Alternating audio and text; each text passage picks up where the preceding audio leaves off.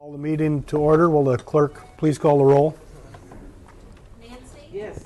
Bob? Yes. John? Yes, here. Kurt? Here. Jay? Here. Mark? Here. Cindy? Yes. We have a full assembly today. Now it's time for the voluntary Pledge of Allegiance. I pledge allegiance to the flag of the United States of America and to the republic for which it stands, one nation, under God, indivisible, with liberty and justice for all. Okay, next item on the agenda is approval of meeting minutes. First, we'll be asking for approval of the meeting minutes from March 16th, 2015. So move. Is there a second? I'll second. Okay, it's been moved by Member Walhuter, seconded by Member Lagadakis to accept the meeting minutes from March 16th of 2015. Is there any changes? Seeing none, we'll accept those minutes then. And now we're looking for amendment and approval of today's meeting agenda.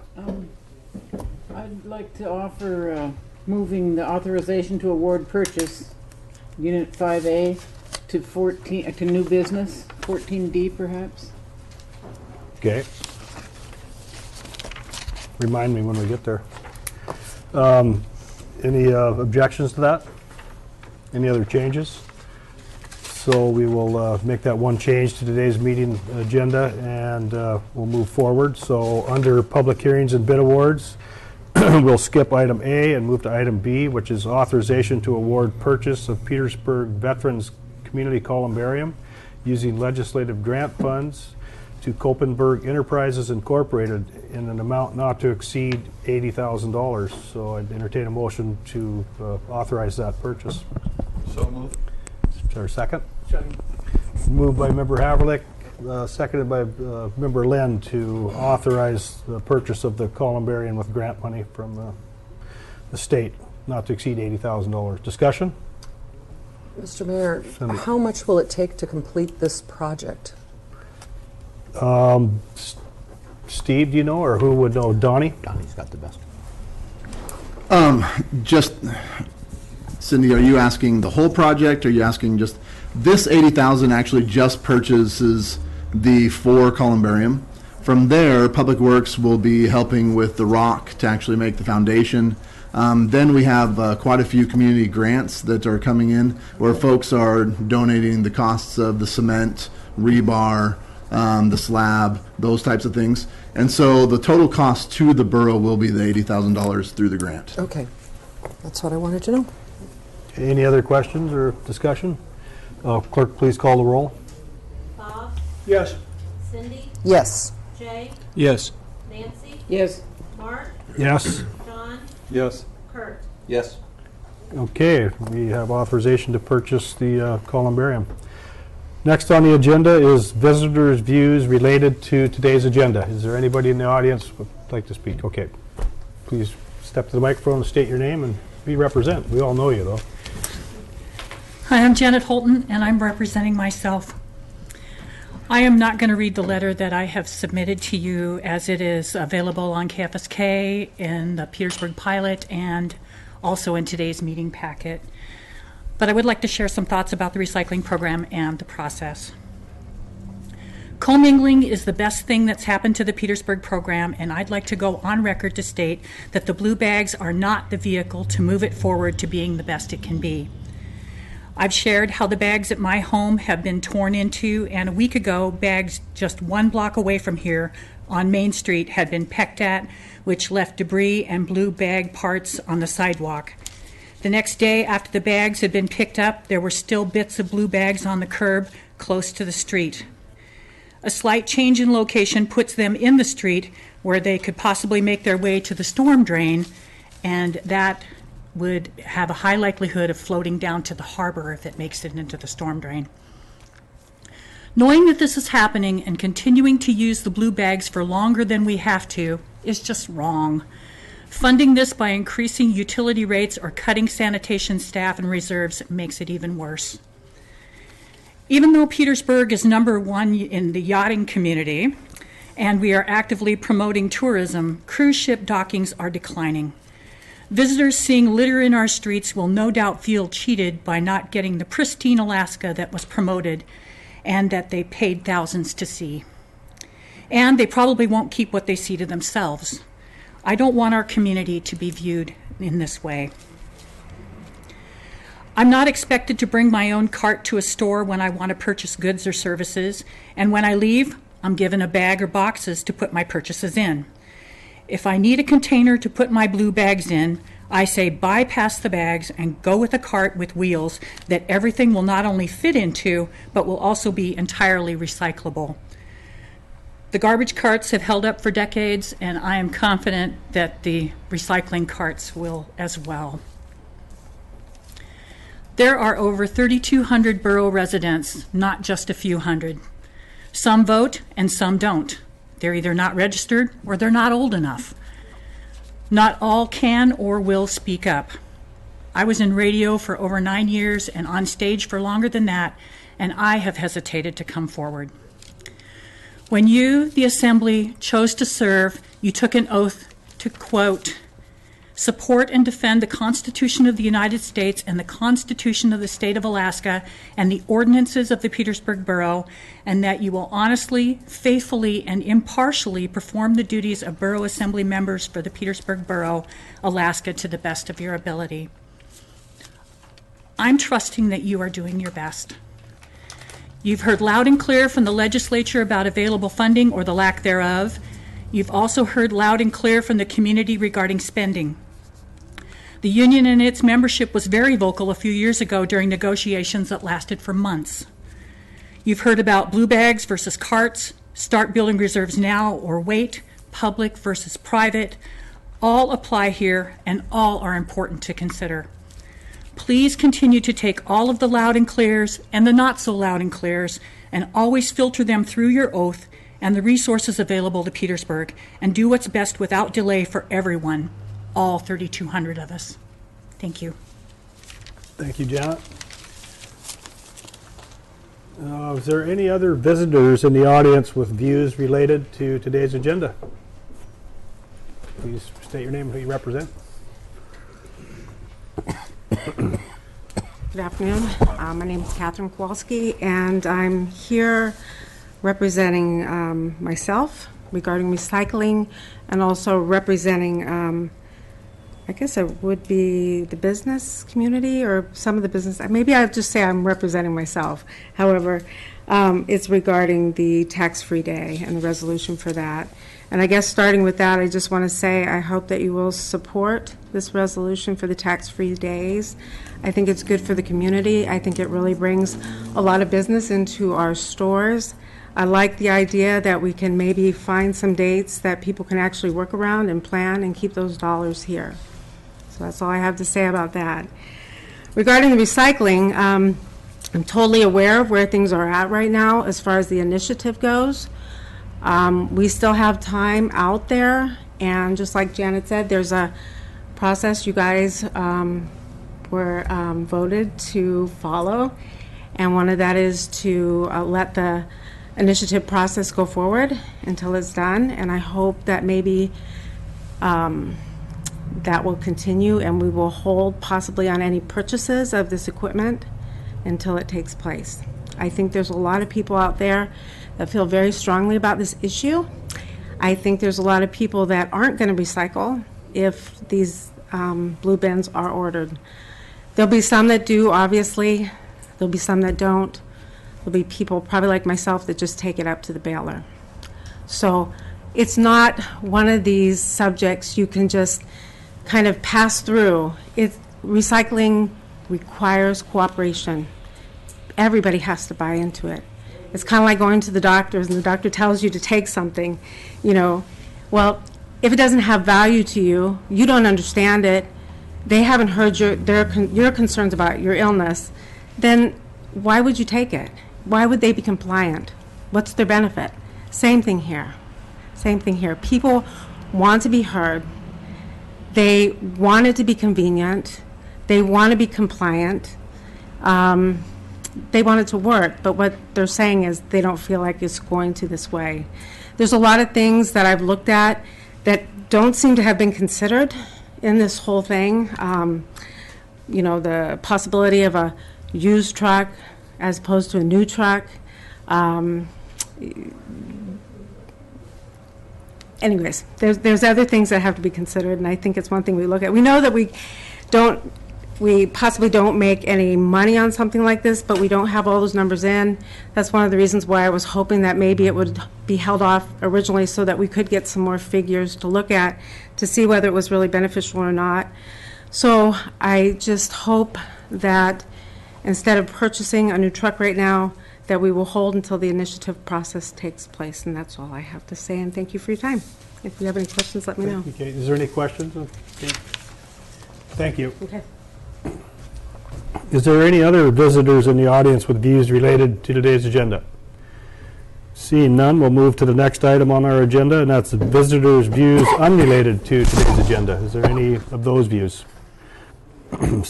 So we'll move forward to Board, Commission, Committee reports. I don't see any listed there, so we'll move to consent agenda. There's 3 items on the consent agenda today.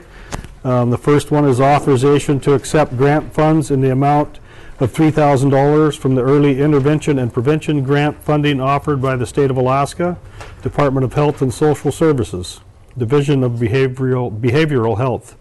The second one is approval of a liquor license transfer from the Joan My Family Restaurant to Joan My Family Restaurant, LLC. Just a name change there, it looks like. And then approval of the Petersburg Chamber of Commerce gaming permit application. And if it's all right with the Assembly, we can address all 3 at once with the motion to do so, accepting all of the items on the consent agenda, or we could do them one at a time. So moved. Second. Motion's been made by Member Strand, seconded by Member Haverlick, and I believe to authorize all of the items on the consent agenda today. Yes. Any discussion? Question. Okay. What will the $3,000 from early intervention, et cetera, be used for? I can't answer that question. Is there anyone here that can? Steve or? I can probably answer it. Okay. Thank you, Chief. We're looking at a new record management system for the police department as part of the building renovation process. The specific funding here will go to a module in that software that will allow us to track drug and alcohol related incidences to provide mental health providers with more accurate and up-to-date data to help them serve the folks in need. Thanks. Answers my question. Okay, any other discussion on the items on today's consent agenda? Seeing none, will the clerk call the roll? John, Yes. Jay, Yes. Kurt, Yes. Bob, Yes. Nancy. Yes. Cindy, Yes. Mark. Yes. So the items on today's consent agenda pass unanimously. Report of other officers. Petersburg commingled rebate value, and this will be Public Works Director Carl Hagerman giving a presentation.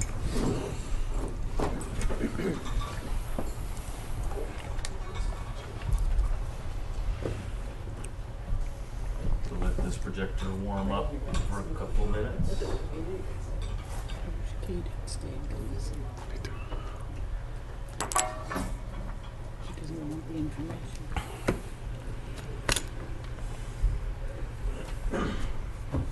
It's okay if I dim the lights a little bit, it might be easier to see. Sure. Can you turn a fan on while you're at it too, Carl? Yeah. Turn the air conditioning on. Thank you. Carl, does it help if you pull down the thing? No, it makes it too small. Okay.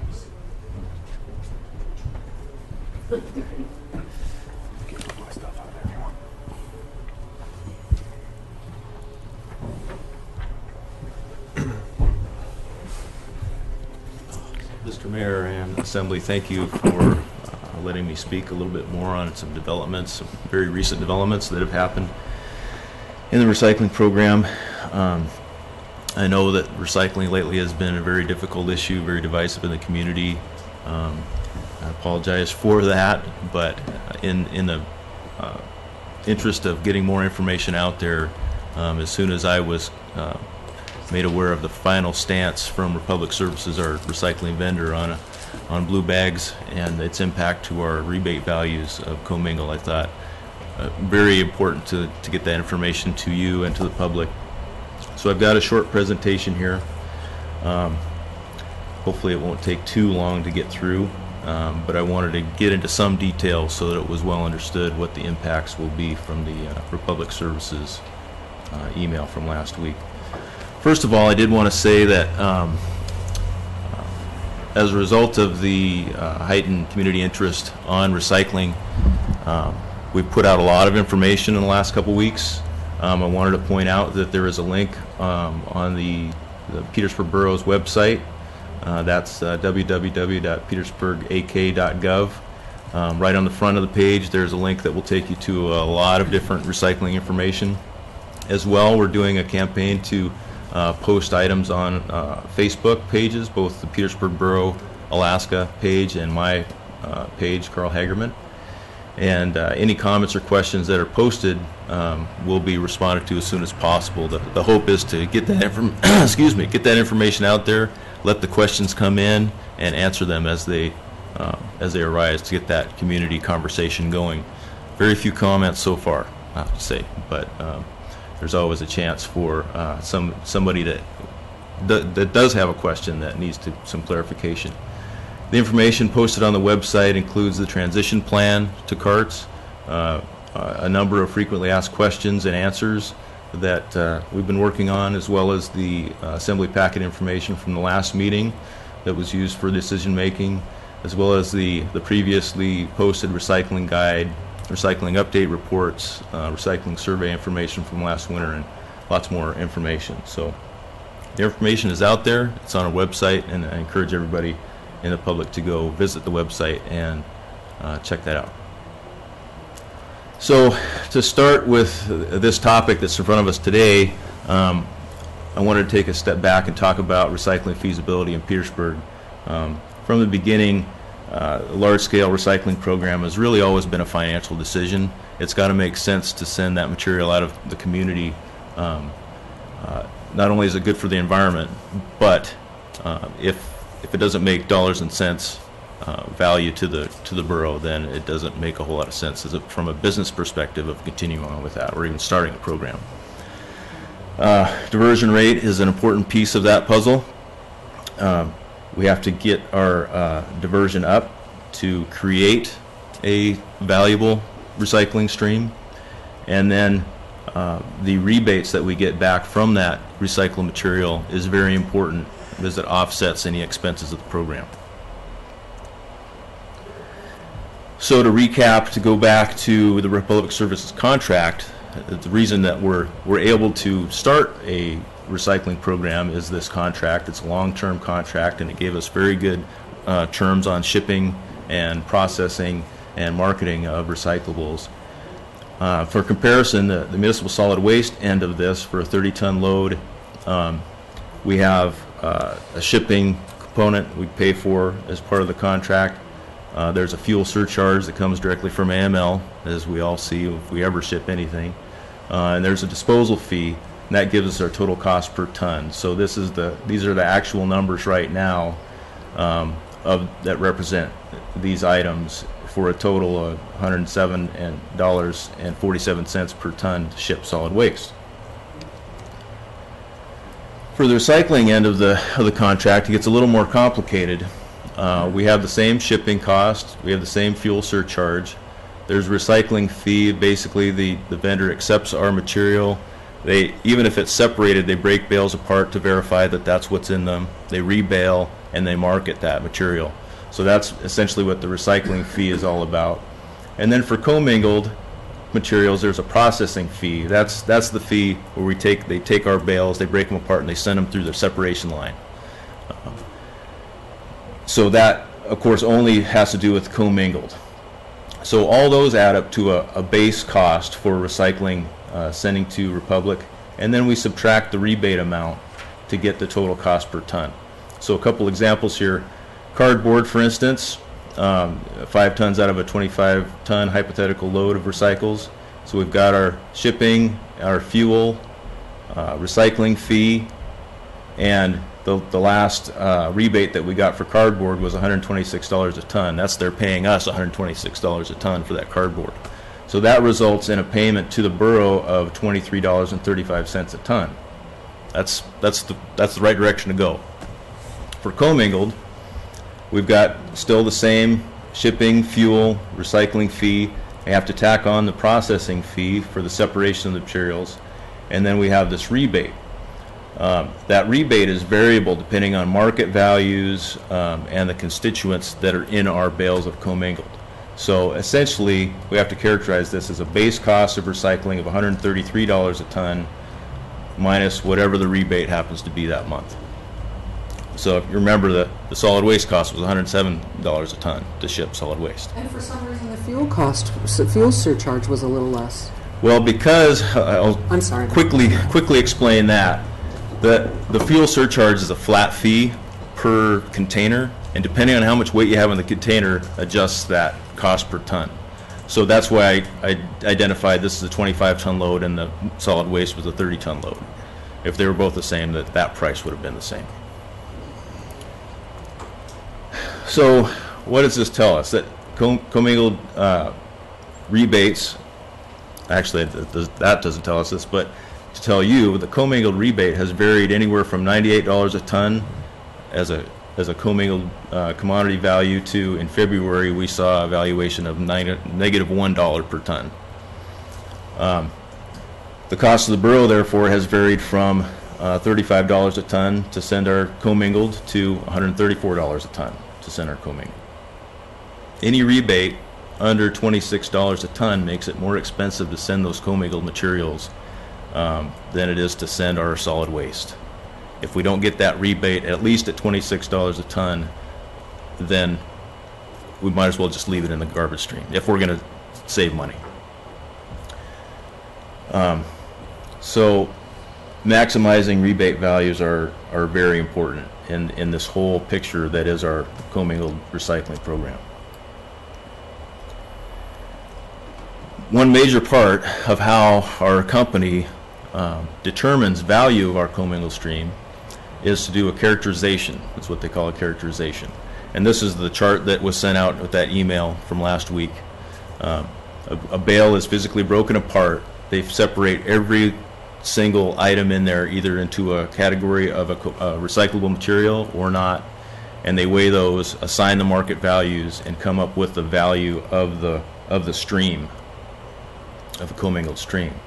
So this is the characterization that they performed in February. So you can see that these are the percentages of the commodities in the bale. 27% of that bale was LDPE, which is essentially plastic film, plastic bags, and namely the blue bags that we package our commingled recycling in right now. 39% of that bale was glass, and residue, which is non-recyclable materials that get included in the stream, was 18%. The largest constituents of this bale were of low value or of negative value to the stream. This column right here shows the market values for each commodity, and you'll see that the LDPE, the plastic bags, is very much lower than the other commodities, whereas glass is actually a negative $30 a ton, and the residue is negative $52 a ton. So that all agglomerates to this is a negative $1.30 value for our recycling stream in February. Now we received this invoice in March, and I was very concerned about it. Obviously, we can't have a commingled program and not get any value, any rebate value for our material. So because of my vacation and my contacts travels, we had our time connecting on this.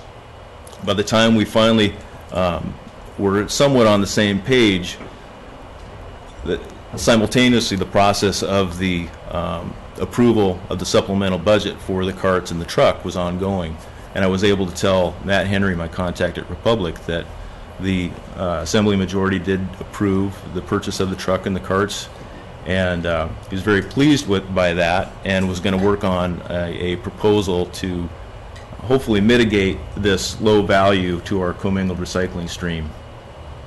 Talking about going back to a previous characterization and working with us a little bit on there.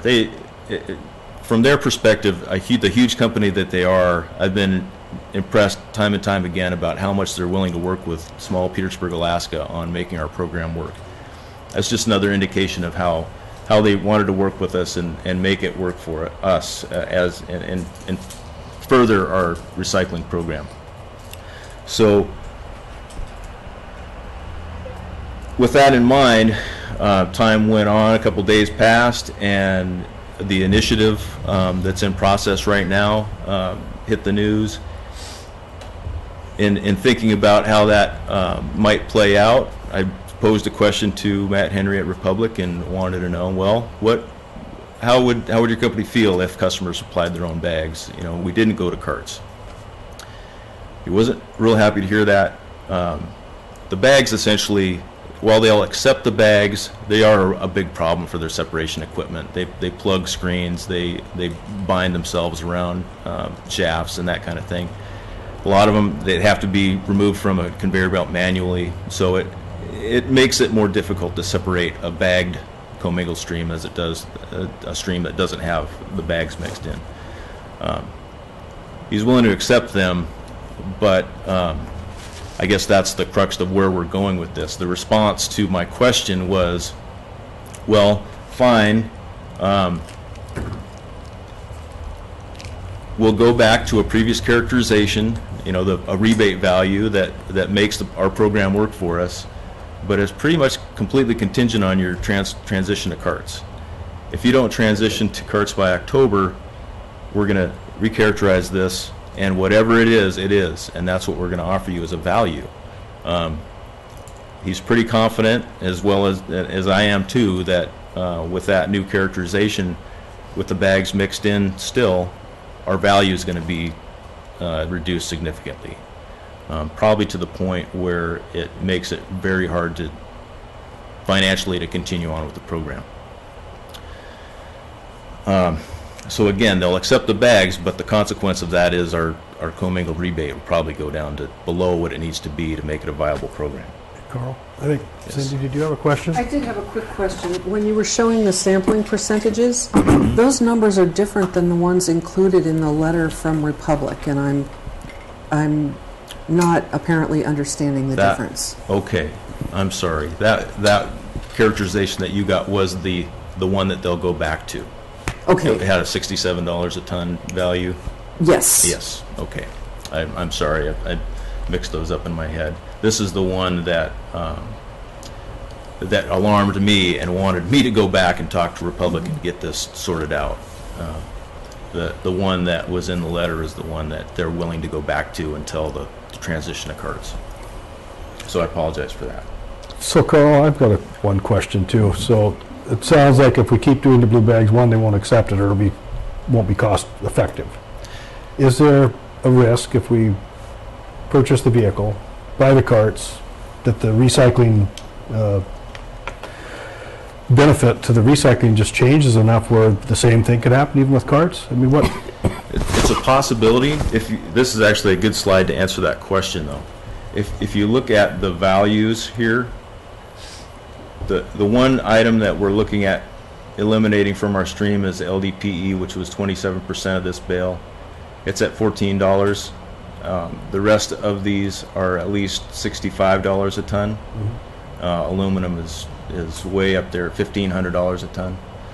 So if we look at the items that cause our value to drop, such as the plastic bags, the glass, which is a negative $30 a ton, and trying to reduce the non-recyclable residue, which is a negative $52 a ton, are the picture and the prospect of succeeding, increases quite a bit.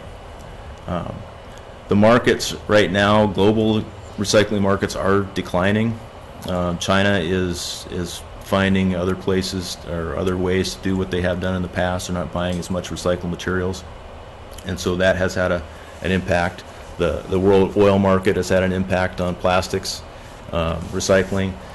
So there are a number of global things that are happening that aren't really helping us out too much. But as a step for Petersburg in removing as much LDPE, that plastic film, as we can, is a step in the right direction. If we do that, in October we have another characterization, and we find out the glass is really holding us down. We're going to have to really look hard at how to deal with that. Either remove the glass from the commingled stream, either separate it, for landfilling or hopefully beneficial use, but that's hard locally, or including in our solid waste stream, which I really don't want to do because it adds weight and cost to that stream. Kurt? One of the questions I have for you, Carl, is that, you're assuming that the diversion rate's going to remain the same when we start eliminating all these plastics and things like that. What are the chances of it changing for the worst instead of for the better? Because then we end up with $280,000 worth of equipment sitting up there, and we're just going to bail everything up and put it into at $107 a ton because it seems like we're really close to that balancing point of, we would like to think that everybody would want to do the responsible thing by recycling, and I'd encourage people to do that. But if it happens to go below 18%, then all these numbers are going to change, and buying this vehicle is not going to make any sense to me anyway. I understand what you're saying. Yeah. If you look at it on a per ton basis of our waste stream, one big giant waste stream, and you've got a section of it that's going to be solid waste no matter what, and a section that we're trying to divert to recycling, anything we can put to the recycling side, as long as we get a decent rebate value, is going to cost less than the solid waste side. So, in my opinion, it's worthwhile pushing forward. We may see a dip in participation, although I'm not really convinced of that. I think the carts and the convenience that they offer are really going to strike home with a lot of people, and they'll be accepted. It's funny how much a difference a year makes, because it was a little more than a year ago that I was sitting right here, trying to convince the body here that bags were the way to go. We need to take a chance. We need to get this program started. And now a year later, I'm saying that we need to take the next step, and that bags were a great step to get there, but it's time to move on, reduce our expenses, and make this program work for the long term. Steve? Yeah.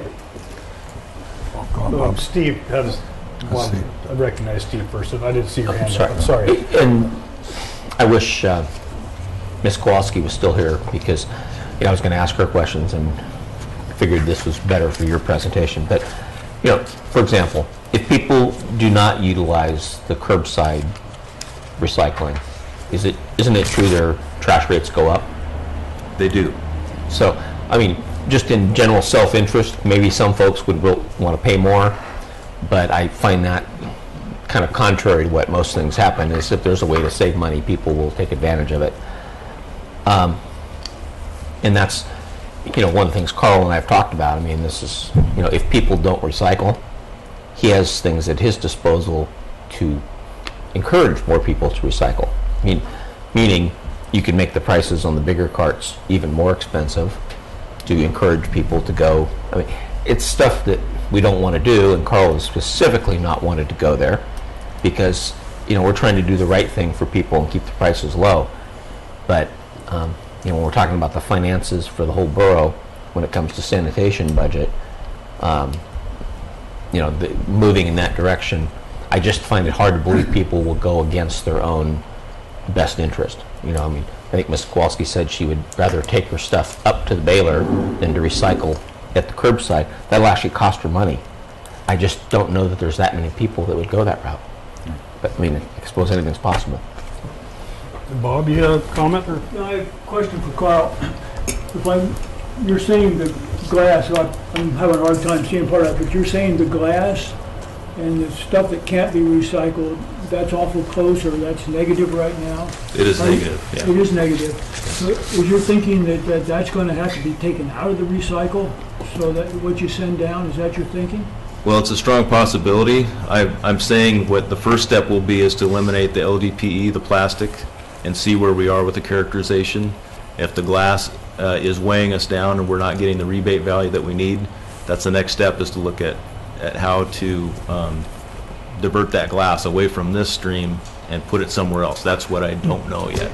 So we would have, So then you would either have to ask your constituents out there to take that glass out and put it into their garbage, and or you would have to have somebody out there do that, separate it. Yeah, well, I wouldn't look at doing a separation on our end. I would look at a source separated, but basically at the customer level, putting that glass in another bin or in their garbage can. What would trigger that one way or another, Carl? The rebate value that we see from our commingled stream. Thank you. John, you had a comment? Yes. Two things. One, Carl, on the amount of recycled that's not recyclable. Has that been characterized as what, is there a common thread in that, or have they told you what it is, or is it, what I'm wondering is if people aren't realizing, they're still getting confused what's recyclable. Well, that could very well be. I don't have a breakdown of what that residue is, that non-recyclable residue. Mm-hmm. Probably, I don't know. I don't know what it is, but it's items that they've taken out of our bale that they say couldn't be separated in any of these other categories. So if it's not cardboard, newsprint, mixed paper, plastic film, PET, which is different, another kind of plastic, HDPE, mixed plastics, tin, glass, or aluminum, if it doesn't fall in one of those categories, then it's a residue. But that's why I'm wondering if there may be more educational things we need to do to get people on board. There always is, and there always will be, and hopefully this issue has raised the awareness enough so that people will go and look at the recycling guide again. We'll continue to put out information to try and help people maximize the diversion at their houses and only put what can be recycled into their bag and or bin. And the comment I had was just that, I know, like Steve was saying, you're saying, of raising costs for people who aren't recycling to encourage this. And I would want to do anything to encourage recycling, just because it's healthy for all of us, and it's a legacy we're leaving ourselves, our kids, etc. But and we were talking about this a little bit before the meeting, just going back and forth, with just one person, so it wasn't polling. But the different places we've lived, where if you throw recycling in your trash, they won't pick up your trash. I know where I go visit in Oregon, you have the separate trash cans, and like Steve was saying, they red tag it and just won't pick it up. And the same thing happens in Oregon, and it should, because you're not being responsible citizens by doing that. So whatever we can do to make this program work, I sure want to be supportive. Yeah. Well, thank you for those comments. Just a quick comment about the incentive rate. There is an incentive rate in our rate structure recycling that's 20% lower. If you signed up for the recycling program, your rates stayed the same. If you didn't, they went up 20%, and that will happen if anybody drops out of the program and has that lowest rate. Their rates will go up 20%. Cindy, you have a comment? I have some comments and a couple questions. First of all, I wanted to say you've won me over with the cart idea. I had asked you questions early on about the size of the carts and all. I get it. I've recycled down south. I also want people to know that although there has been a very vocal group that has opposed switching to the carts, I have had just as many people as have signed the petition who have not wanted to get into a public debate, who have come to me personally and said, we're on board with switching to the carts. We understand that. It's happened down south. They've recycled for more than 20 years. We get it. I wanted to ask you, however, that if we delayed moving to the carts, which I'm not recommending, and encouraged people to fill those bags, is Republic rejecting the bags altogether, or the fact that there's such a large percentage currently of the waste stream? And then my other question is, Kate had mentioned used trucks, and I didn't know whether the truck you're proposing is new or used, and if there's a window of opportunity that we would have to grab, or if we could delay purchasing a truck if we wanted to. So, first question. The first question was full bags. Full bags, yes. Republic they'll take the bags, but the problem with that is that it will affect the rebate value that we have in our commingled stream. Which turns toward the latter part of your comment about it's the amount of bags that are in our stream. So filling bags all the way to the top will reduce the number of bags for sure, but that plastic film that doesn't have any value is still a problem. Okay. The truck issue, used versus new, the truck that is on the agenda today is a new truck, and that question is included in the frequently asked questions that have been posted on the website. Essentially, in looking at long-term program, we want to set ourselves up for the minimum amount of expenses possible. With used trucks, even refurbished used trucks, there's a chance that maintenance costs are going to be higher. And it's almost a surety that they're going to be higher than a new truck. So when I was looking for prices, it found pretty good price for a truck. The fact that it's new and the maintenance costs are almost nil to begin with, it was a big factor to me. I mean, it tells me that our expenses for the program are going to be as low as possible with a new truck as opposed to a used truck. Okay, thank you. Kurt?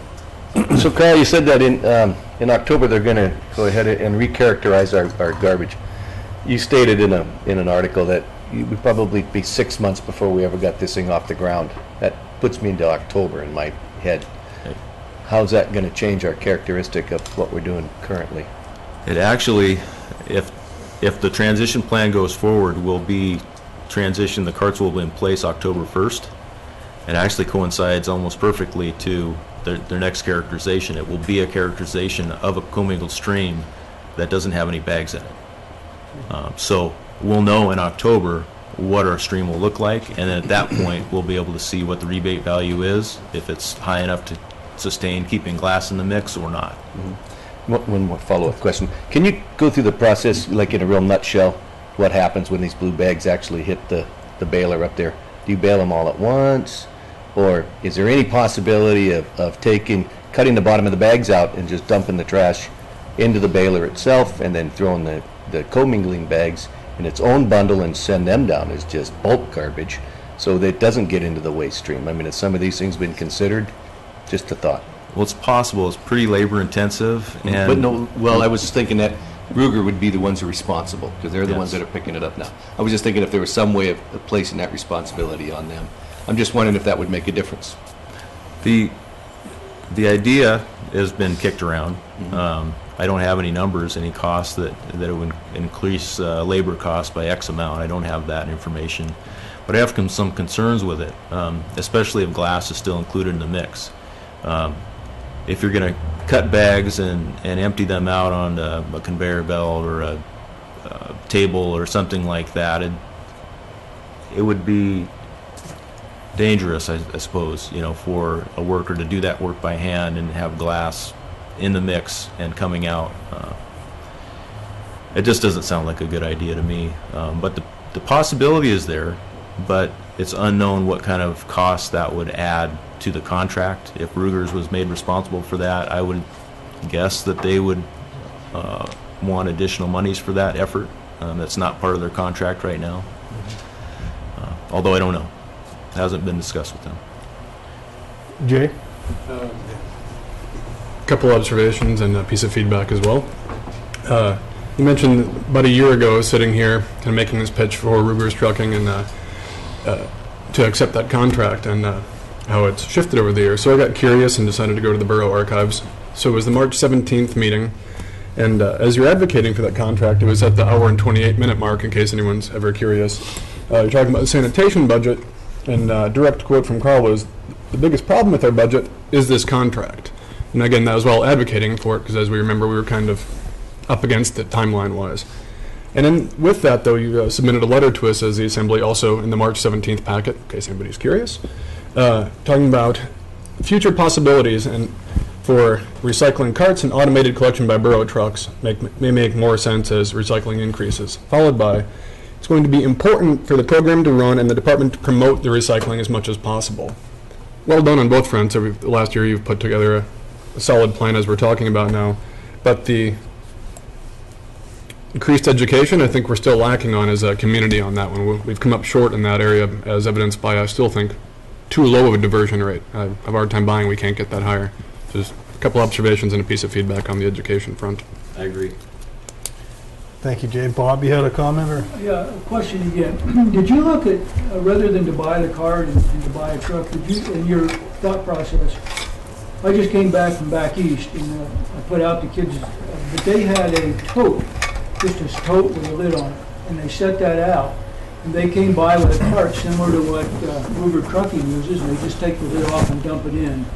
Did you look at some kind of a system rather like that, rather than to buy a truck and those types of things in your alternatives you looked at? Well, I didn't, but I can tell you why. That a system like that, actually those are pretty prevalent in lower 48 too, just a bin, and a lot of them don't have lids. They're just open because the weather allows that. That doesn't work for Petersburg too well. You know, with paper products and cardboard, they need to be kept dry as much as possible, so there has to be a lid. The bins that I've seen are fairly small. I would say maybe 20 gallons, and they're often overflowing. You know, my parents have a trailer in California. In the wintertime they spend down there, and they have a bin, and it's always overflowing. It's not very large. So with the goals of keeping stuff dry and containing it all, really pushed me to consider carts and not really look at bins. Further, you know, a bin program is basically, it's all manual labor, picking that up and dumping it. And to be efficient, you need at least two people, you know, one guy driving and one guy getting out. That guy getting out of the truck 400 times a day is a recipe for a workers' comp claim. So an automated truck where the truck does the work, a cart that contains the material and keeps it dry were basically the goals that I looked at for that method of service delivery. Any other questions of Carl before we let him carry on with his presentation? Actually, I could probably jump right to the end after all that. So we've talked about implications, conclusions. In my opinion, of course, it is the right time to transition the carts. The local financial analysis that I've provided before supports that. Keeping the rebate values at an acceptable level supports that transition. It does reinforce the Assembly's decision on March 16th to make that transition. So my recommendations at this time are to maintain the time frames presented in the transition plan, approve the award of the collection truck so that it can be awarded right away, or ordered right away and arrive in time to transition the carts without a drop in the commingled rebate values, and move forward with a grant application for the cart purchase and or purchase the carts outright if the grant does not work out. Okay, I've got one question then. So this vehicle we're talking about buying, how old is our current large truck now with the automated arm? It will be 9 years old this next fiscal year. So it's getting old. It's reaching its life expectancy. So if this was to go south and not work out, if the worldwide recycling market failed us, could this truck, well, we'd have 96-gallon containers around, but would this truck work? It would. It would. We could replace the old large truck with this one and carry on. Steve, you have and apologize for not telling you I was going to ask this question. It just came up, which is, why do we need a third truck? Why do we need a third truck?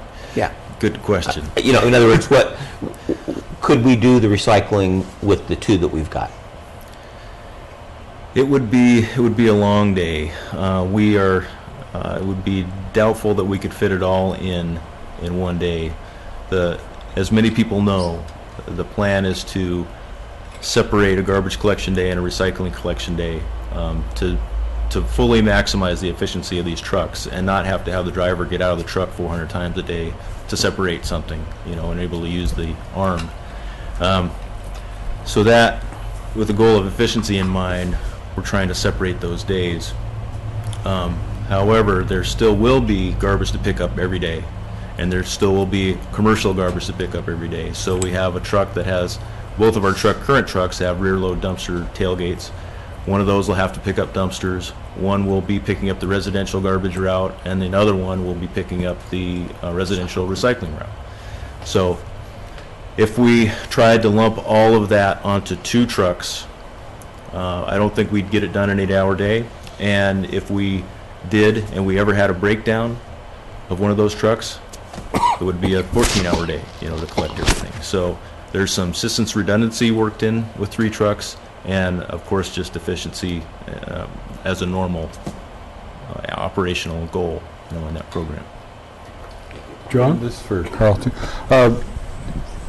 We're talking about other areas that do this, and found especially with the 96 gallon that type of bin. I know for my house and doing it for 4 years with PIA, and you're right, manually is not good, especially for an old person. It really hurt. With the 96 gallon bins, I could see where you could easily go to every 2 weeks picking up recycling, which would even save us more money, just because it'd probably take 2 weeks to fill that bin. That's a possibility. Yep. And that's the good thing about 96 gallon carts, is that option remains. If we bought smaller carts and we found that they that we wanted to do something like that in the future, it would be questionable whether that would be a large enough capacity to make it 2 weeks for most people. And it'd stay dry. Right. Yeah. Thank you. So, but that option is retained. We'll go back to Steve's question. What would happen if you went to every 2 weeks pickup for your recycling versus, and could you get by with 2 trucks? Still on that every other week, we have the same problem that we would have now with every week. If it's going to be a really long day, if there's any breakdowns, we're going to have trouble. And it'd be very difficult to make that work, because they're 1 week, yeah, no problem. 2 trucks doing exactly what they're doing now. But the following week, or the intermediate week where we're picking up recycling, boom, we're hit with another 1,000 customers. So it makes it very difficult. Okay, thank you. Okay. Any other questions of Carl before we move on from this commingled rebate value discussion? Any other comments? Nancy? I just have one other comment, and I understand that people are sympathetic to Ruger's. The one thing that I haven't really heard a lot of discussion about is it's a contract. It always had an end point. There was no guarantee that they would be the entity that would get the next contract if there was a next contract, and I know of at least one other potential operator who'd be interested in bidding on that contract. So I think some of the argument for staying with the blue bags is emotional, and I understand it, but people need to understand that they were paid a fairly good amount of money for the work that they did. They did a really good job at the contract, but part of that fee includes the risk of knowing that you may not be the next person to get the next contract if there is one. So just wanted to throw that out there. Right. Any other comments by any assembly member before we move off of this topic? Okay, we'll move to the mayor's report. Thank you very much, Carl. There's only 2 items on the mayor's report, and the Borough is the low bidder on Papke's Landing lot purchase auction. The Borough was the lone bidder on 3 parcels at Papke's Landing during the 2014 winter land sale. Parcels 18 and 19 were bid at $31,050 each, and parcel 24 was bid at $46,000. The Trust Land Office requires an additional $500 processing fee per parcel. With the approval of the Assembly later in this meeting, the Administration Department will finalize paperwork to complete the sale. The next item that we have on the mayor's report is the appointment to the seat of the Chamber of Commerce Board of Directors. And Parks and Rec Director Donnie Hayes has resigned from the Chamber Board due to an increasing workload and budget cuts within the borough departments. I was going to ask for staff members interested in serving on the Chamber Board to put their name in, and we would appoint one, and it was brought to our attention in an email from Member Lagadakis, who's the chairman of the board, the Chamber of Commerce, that nowhere in our charter or in their Chamber's bylaws is that written out. But I think it was kind of an understanding that came to between the borough and maybe it was the city at the time even, I'm not sure, the city and the chamber, and then it was, since the city owns the building, they wanted somebody on the board. And so I guess Cindy's question is it proper to appoint, or should they be elected, or is that what you were getting to, that there's no There is no mechanism for for it, either in municipal code or in the chamber bylaws. So- However, I went through the chamber bylaws, and the borough, as a member of the chamber, can appoint a representative to the Chamber of Commerce. The Chamber of Commerce Board can then choose to appoint that person to their board, which I think wouldn't be an unacceptable thing to do. So that would be the So mechanism. it's kind of like appointing a liaison to the harbor board, That's and the right. harbor board appoints them to their board. So I guess we'll just solicit letters of interest from any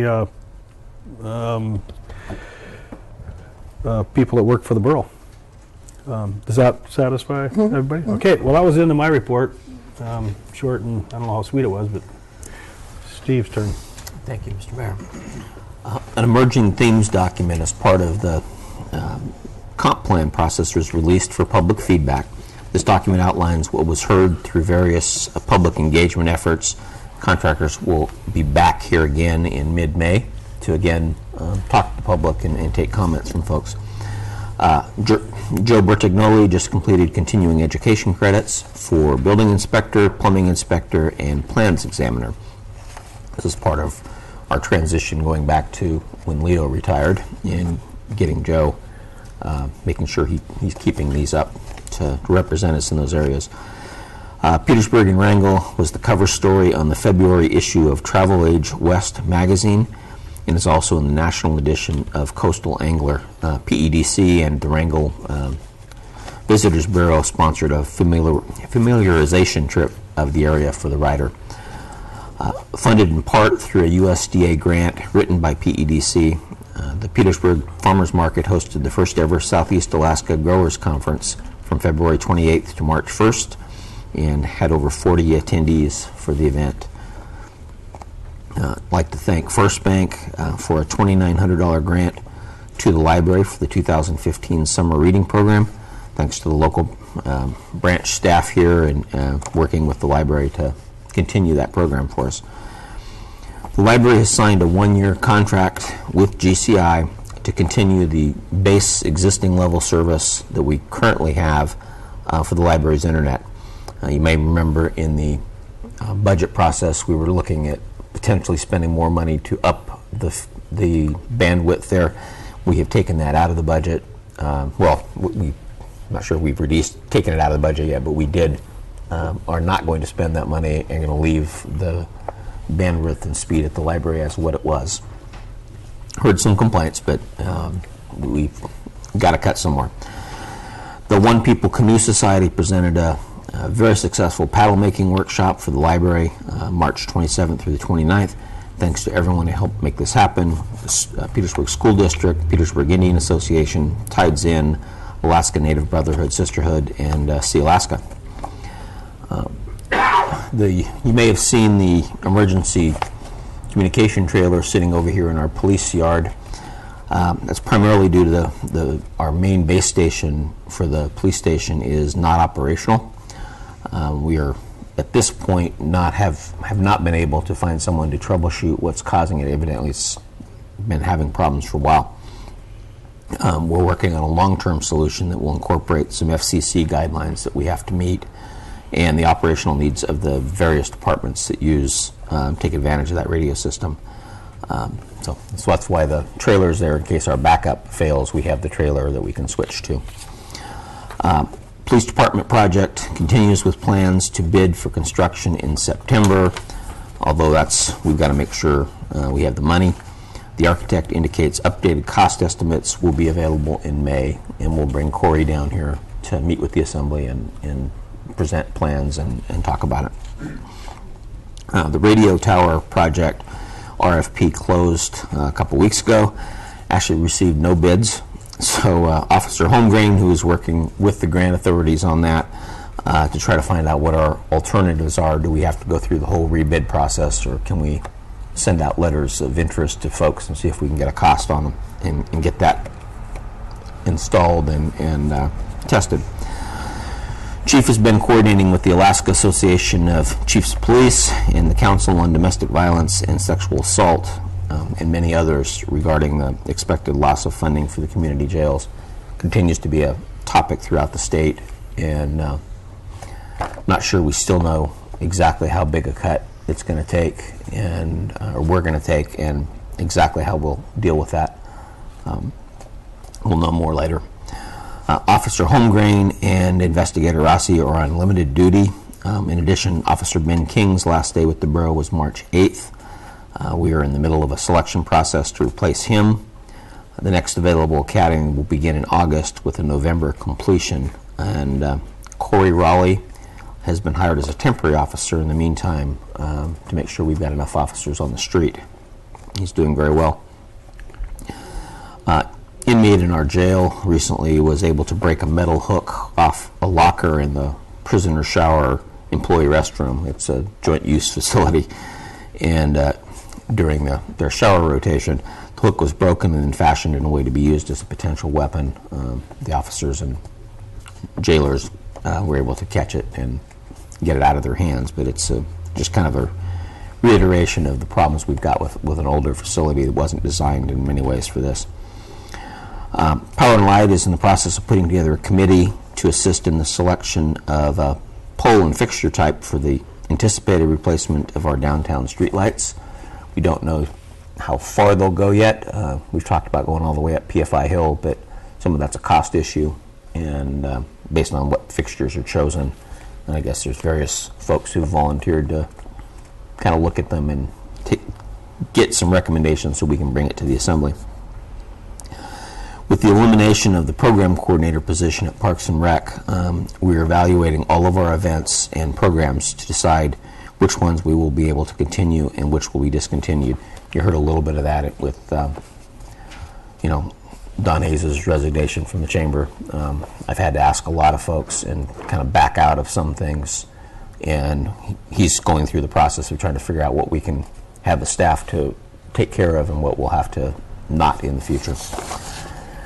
As part of that, we're going to begin closing the facility from 1 to 3, Monday through Friday on May 1st. Basically, that'll give the staff time to do the program planning during those 2 hours, and so that we can handle the programs we currently have and then continue to keep them useful for folks. We did have to cancel the Firefighter 1 class due to a lack of students, so definitely encourage folks if you're interested. Firemen would love to see some more volunteers. Sandy is working with the Petersburg Medical Center staff to coordinate future trainings with the hospital and EMS. We're just trying to find ways to stretch our training dollars as far as we can. She completed a first aid, CPR, and AED, 2 different classes for the police department and 1 for Power and Light. The hope is long-term to find ways that we can share resources with the hospital for some of these training and keep our EMS activity and the other departments that need these training up to speed. I've also asked her to work on a rate study for the ambulance rates, which have not been adjusted for many years. We expect to propose an increase to the ambulance fees once the study is completed. Asked her basically to check other communities in the area and what they're charging, and what Medicare and Medicaid allow for charges. And those are currently, we charge the same for folks anywhere on the road system. I don't know if we're going to recommend anything different than that, but at least we're going to take a hard look at what the current rates are. The training room at the fire station continues to get quite a bit of use. We are looking into charging a fee up there to help offset the costs. Currently, we've been offering that for free, but there's a certain amount of setup, takedown, and cleanup that involved with people using that facility. So we may come up with something just to at least cover the janitorial questions there. We did have an EMT2 refresher course, which is about 30 hours long in February. It was co-sponsored by Airlift Northwest. We have 11 EMT2s and 1 EMT3 that have recertified, and Sandy has gone through the process to become recertified as an EMT1 instructor and American Heart Association basic life support instructor. That's valuable. We are spending some training dollars keeping her certified, but that means we don't have to worry about sending people off the island to get trained. Thanks to Bob Carter. He's our volunteer search and rescue captain who's been working with the Boy Scouts for obtaining various merit badges. They have worked on orienteering and other search and rescue techniques, and I think that's a great, shout out to him and the folks that have helped him with those training. Tamaco, P&D, and the harbor staff attended the substantial walkthrough on the drive down facility project on March 30th. If you didn't know, it is open. A few minor issues, but overall in really good shape, and we're working through the final documents on the punch list and closing out that facility. Crane number 2 is back up and running. We had a little bit of a pressure issue, but thanks to Mike Luer for assisting with some testing and a fitting check. Final rebuild came in at just about the $40,000 with rebuild and shipping that the assembly had authorized. The current tour ship schedule has been assembled. It looks like we're going to have fewer stops, but often we get those added throughout the summer. For 2015, we have 80 stops, which is down from 103 in 2014. Public Works has continued to work on removing the graffiti on the North Nordic Drive retaining wall. It's been ongoing for a while. Although the graffiti paint has faded, it looks like we're still going to have to probably end up having to paint over the vandalism to fully obscure it. We'll wait until we got good weather that is forecast for a while, and we'll get down there and take a look at it. Also have kind of shifted to our spring-summer work projects in Public Works. This includes cleaning the storm drain catch basins, street cleaning on Tuesday and Fridays, ditching, grading, and pothole filling as the weather allows. It's kind of nice not to have a whole bunch of snow on the ground, so we can actually work on some of these now.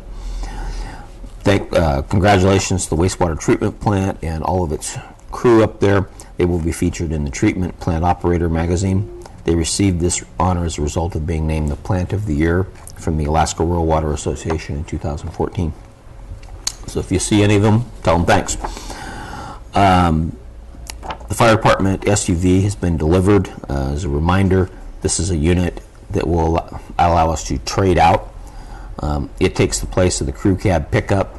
That will be assigned to search and rescue, and the vehicle the search and rescue group was using was an old ambulance. We will retire that and sell it off. So it's just not adding to the fleet, just updating and hopefully cut some maintenance costs and get some added gas mileage. That truck that they're currently using does not get great gas mileage, so it'll be parked most of the time. Search and rescue don't use it that often, and the ambulance definitely does not get does not have a good maintenance record.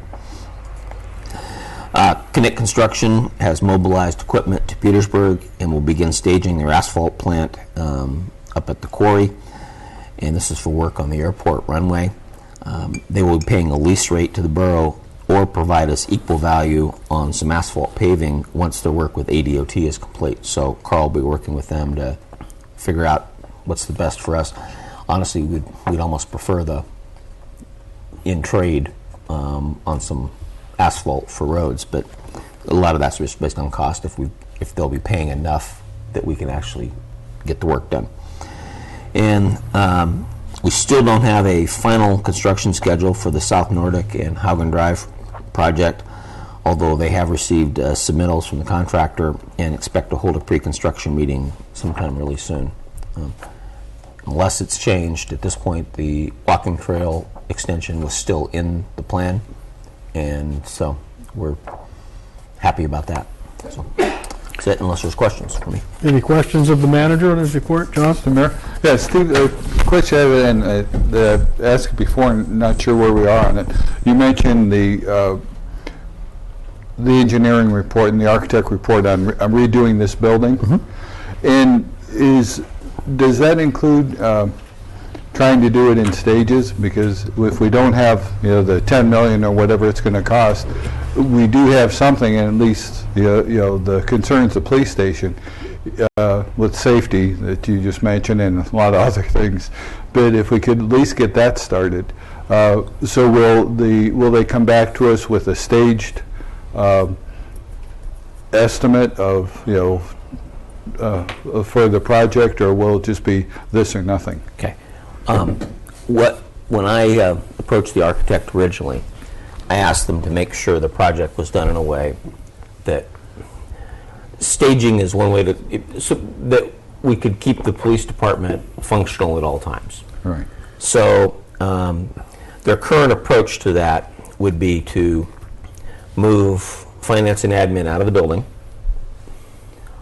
come in and basically gut this whole side of the building, including the assembly chambers, although this room pretty much stays the same. Fix the exterior walls, the insulation, all of that inside this building, configure it in the next bay over for the police department, then move the police, then go back and fix the police building, which actually turns into basically a garage. So in that sense, yes, it's staged. What we don't have, and that's part of the questions we'll have for Corey, is what does it cost us if we only do a portion of the project, which is kind of what you're saying. Meaning we move out and go someplace else, they fix all this, the police move into it, let's say we don't do the rest of the garage.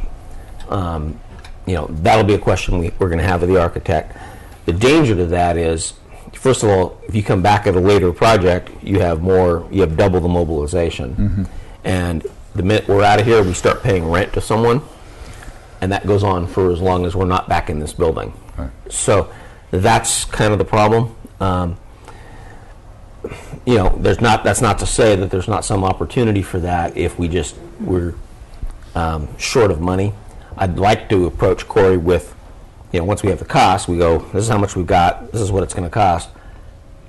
What are the opportunities to scale the project back? And that's exactly the right time to do it, is say, all right, Corey, that's over our budget.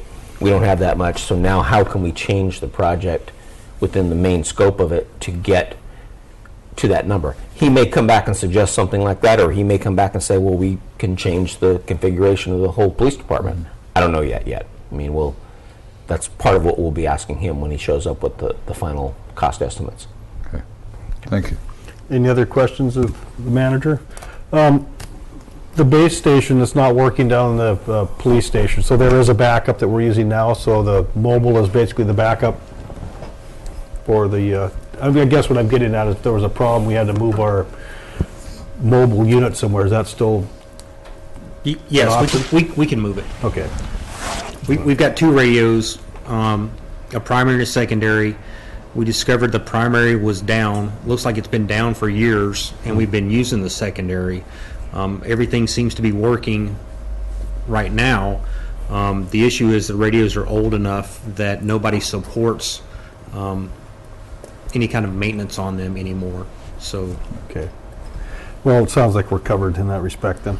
Okay, if there's no other questions of the manager on his report, we'll move to unfinished business, and there's a few ordinances for third and final reading today. The first ordinance is ordinance 2015-03, an ordinance providing for the new chapter 9.16 nuisances. I'd entertain a motion to adopt this in its third and final reading. So moved. Is there a second? Second. It's been moved by Member Lynn, seconded by Member Walhooter to adopt ordinance 2015-03 in its third and final reading. Any discussion? Seeing no hands going up, we'll ask the clerk to call the roll. Ken, Yes. Kurt, Yes. Cindy, Yes. John, Yes. Mark, Yes. Bob, Yes. Nancy. Yes. Okay, ordinance 2015-03 passes unanimously in its third and final reading. The next ordinance up for its third and final reading today is ordinance 2015-05, an ordinance providing for increases in short-term and transient mortgage fees and establishing fees for use of the commercial drive-down dock. I'd entertain a motion to adopt this ordinance in its third reading. Okay, we have a motion on the floor. Is there a second? Second. Okay, it's been moved by Member Walhooter, seconded by Member Haverlick to adopt ordinance 2015-05. Any discussion? Cindy? I just wanted to add one point. When I look at, I voted against this the last time because I was hoping we'd have a little bit more discussion, but when I look at the reasoning for the increases, I see that credit card fees is not included in this, and I remember from last year's budget, I think we're incurring something like $18,000 a year by accepting credit cards, so I just adding that to the discussion. It's significant. This is, I guess this has something to do with the user fees for the commercial drive-down dock. I was permit number 15, and when we came back from herring pounding for 3 days in a row, there was 5 or 6 boats around it, and it is a wonderful facility. I think it's going to be well used, so I don't think anybody's going to complain about paying the $250 a foot per year. So with my rhetoric out of the way, is there any other discussion? Clerk, call the roll. Jay, Yes. Bob, Yes. Cindy, Yes. John, Yes. Mark, Yes. Kurt, Yes. Nancy. Yes. Okay, ordinance 2015-05 also passes unanimously in its third and final reading. And the next ordinance up is 2015-06, an ordinance adopting the budget for fiscal year July 1st, 2015 through June 30th, 2016, amended to add section 3B. Entertain a motion to adopt this ordinance. So move. I'm sorry. Okay, it's been moved by Member Gregor. Is there a second? Second. And seconded by Member Haverlick to adopt this ordinance in its third and final reading. Discussion. Seeing none, will the clerk call the roll? Mark, Yes. Cindy, Yes. Bob, Yes. Nancy, Yes. Kurt, Yes. John, Yes. Jay. Yes. Okay, the next item up for, I guess it's not really an ordinance, but it's an authorization to complete purchases of the 3 parcels in the Sea subdivision at Pappy's Landing that the borough was successful in the bid process. So we'll entertain a motion to authorize that purchase. So move. I'll second. Okay, moved by Member Lynn, seconded by Member Logadakis to authorize complete the purchase of these 3 lots in Sea subdivision. Can't remember what the total bid is, but running around $100,000, a little over. So, and any discussion? I have a question. Did I see somewhere that they're charging a $500 fee per unit? Yes, ma'am. And did we know about that when we bid? Is this something new, like their last thing they... It could be in the paperwork. I didn't read it. Kathy had gone through and highlighted some information, but it could be there. Okay. Any other questions or more discussion on this authorization to purchase these parcels? Clerk, call the roll. Nancy, Yes. Mark, Yes. Kurt, Yes. Cindy, Yes. Bob, Yes. Jay, Yes. John, Yes. Okay, the authorization has been passed 7-0 to complete the purchase of these 3 parcels at Sea subdivision at Pappy's Landing. That brings us to new business. First item under new business is a resolution. It's 2015-06, a resolution declaring Saturday, May 2nd, 2015, and Saturday, October 3rd, 2015, as sales tax-free days in the Petersburg Borough. I'd entertain a motion to adopt this resolution. So move. Second? Second. It's been moved by Member Haverlick, seconded by Member Gregor to approve resolution 2015-06, declaring these 2 tax-free days. Any discussion? John? Hey, just a question for Steve. Can we afford it? We're going to try. This is obviously one of those things that in future years we may have to take a hard look at, but I know the business folks here in town, and I know the people who live here, appreciate it. Next year's budget's balanced. The year after that, I just don't know what's going to happen. Okay, thank you. Yes. Jay? It's my standard advocating for sales tax-free day. I think it makes lots of financial sense because we're spending discretionary money locally, which then gets reinvested in the community, which means I really don't think we're losing any money. I think, if anything, it gets people spending more because we don't have to pay sales tax. And therefore, if I'm at a local business person I'm spending money on, they'll reinvest it in the community and we keep it. I think it's a great idea, and I hope we vote to keep it. Okay. Cindy? I just wanted to ask Kate a question, because I remember the discussion about tax-free days at the chamber, And do you recall Ron Lush saying it was the best retail day ever this last year?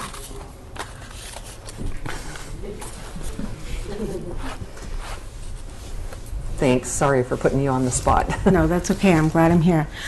Yes, actually, I think there were a couple businesses that said that it was their best day ever.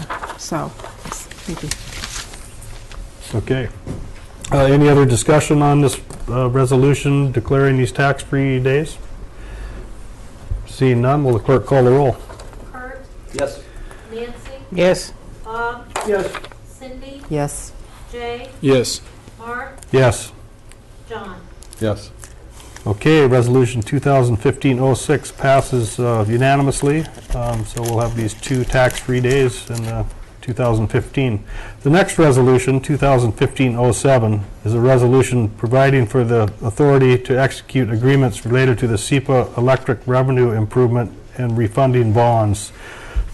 This is the Series 2015 short title. I entertain a motion to adopt this resolution. So move. Second? Second. Been moved by Member Havlicek, seconded by Member Lynn to adopt Resolution 2015-07. Steve and I had a conversation with one of the SEPA board members this morning, is John Jensen. He's the chairman of the SEPA board, and there was some concern, and I think it wasn't a unanimous vote by the voting members, but the concern, the one voting member that voted against it was just because it includes collateralizing the whole system instead of just the Swan Lake raise, which is what we're going to raise the dam. And I think it'll benefit the whole system. So, Joe, do you have any comment on the meeting at all, or? That was my no vote, by the way, that they're talking about. Yeah, I felt like the roughly $7 million that would be bonded should stay with the Swan project, because it's only for that project. There's no immediate downside to doing it the way that they're doing it. I was just looking to the future. The original loan that we got when we became SEPA instead of the 4-dam pool was about $15 million, and that was spread over all the projects, Swan, Tyee, and the Intertie. So this would be something a little different, to have a new money being tied to only one project. So it was something new that most didn't feel like it should go that direction. So anyway, it was my vote. I still feel that it would be cleaner and better for future generations if that money that's borrowed for the Swan Raise project stayed with the Swan project, but I was not successful in selling it. Okay. Discussion, Cindy? I had some concerns when I'm reading the resolution. I understand the case for refinancing, and I think that makes sense. My concern with this resolution is that it doesn't identify the project that the bonds are supposed to be purchased, let for. It leaves it wide open. There's no specificity there. Any explanation, Steve? I mean, I know our attorneys have all the gone attorneys back have and forth weighed in with and said it is appropriate for the project that they're presenting it to. But back to kind of Joe's issue is what they're doing is they're tying this bond issuance to the collateral for it is the entire SEPA system. And that may be why they don't specifically call out in the resolution that it's for the dam raising. You know, we had Jim Brennan for the borough look at it and work with the SEPA attorney, and I believe also the Wrangell attorney got involved to vet the paperwork side of it. But I can't speak any more specifically than that. Bob? Yeah, I had Cindy's exact same question. Is there advantage or disadvantage? That's exactly where Cindy was at. Do we need to add it, or what's the pros and cons of it? What? boy, that's a question I can't answer. I mean, I agree with I have the same reservations about the whole SEPA system being collateralized to upgrade the facility that is, Ketchikan gets first rights to its power. Right. But actually, I think it benefits the whole system to have more water reserve. And I don't see where we can get hurt by passing this resolution to move forward with that. And I'm not sure, has Wrangell addressed this yet? Do you know, Joe? Yes, Wrangell addressed it early on and passed it unanimous. Okay, all right, so not that, that's how we operate, if just because they do, we do, but, I think it was after the discussions with John this morning and with Trey and Joel Paisner on it, I think, and knowing that our attorney has looked it over, I would vote for this resolution. So, Kurt, you have a... Just one comment, maybe Joe can answer this question. Why do they need to collateralize the whole system if Swan Lake would be enough to be the collateral? My understanding is that they're, because they're bundling the refinance portion, which is $4.77 million of the original loan, plus the new money for the dam raise, because they're bundling it, that's why they've collateralized everything. In discussion we had this morning with that makes it clear. John as well, it gives us a better bond rating. And I don't understand bond rating, so maybe Steve can explain, but it's dollar and cents wise, it seems like a better deal. Yeah, they're attempting to maintain or improve the SEPA bond ratings, which has a direct relation to the rates paid on the bonds. So higher the rating, the lower the interest that SEPA is going to have to pay, which in a sense affects our costs. So that's one of the considerations, and the other is like Joe had talked about. I mean, it's because the original refunding was the whole system, and easier for investors to kind of understand what this is all about. But that's... Okay, any other discussion on this resolution? Cindy? Is there an opportunity at this point to provide more specificity in this resolution? The way it's worded, I don't feel like I can vote for it. I would like it to say what its real intent is. And it doesn't provide any history. If somebody came and looked at this resolution at a future date, they wouldn't know what the purpose of it was. If we change our resolution, does that mean, do we have to have mirror resolutions by all of the, so? I believe so. Yeah. So it'd be a change back to, we'd have to ask SEPA to change it, which would mean Wrangell would need to re-vote on it. And Ketchikan as well. I believe that's the case, yes. So, I mean, if a person wanted to amend it or add a whereas or something, you can make that motion to do such, and we could vote on it as a body, and then if it passes, we have to get the other communities to go along with it at some point. It's a unanimous. I would imagine it takes all, what did they call it? All municipalities. But that they have to agree to it before it goes through, right? It has to be unanimous. I believe so. This is one of those things that takes everybody. Yeah. So I guess at this point, Cindy, if you want to make a motion to add some wording or change some wording, then it's... I would like to make a motion that we add wording that specifies that this is tied to the Swan Lake project and the refinancing of the collateralizing of the whole system for that purpose. Okay, so I'll take that as a form of a motion. Is there a second? Yeah, I'll second it. Okay, discussion on the amendment to the resolution. And where should we add this to be specific, since we're being specific? Where are we going to add it in the resolution? Let's see. The third whereas?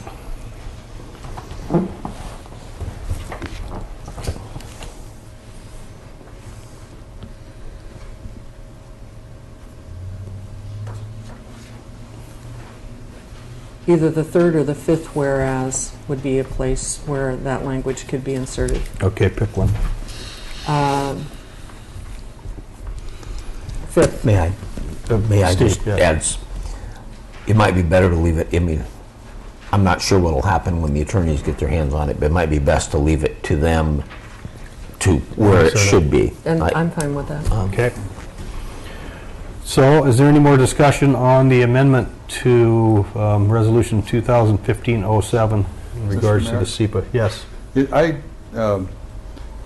In our packet here, it says that this is for the Swan Lake project, and since this is a public document, I think this would cover the issue we're talking about. So I wouldn't see a need for an amendment. Okay. There's nothing in the title that reflects that. But under what we're voting on right now, 2015-7, it says the $7 million bond necessary for the Swan Lake project, reservoir project. Where do you find the wording? Notes on your iPad? I am not seeing those. It's B in Resolution 2015-07. You guys must not be seeing all of this. I'm not. Some of it doesn't show up. Yeah. I see. So that was something. Do you have a copy of this?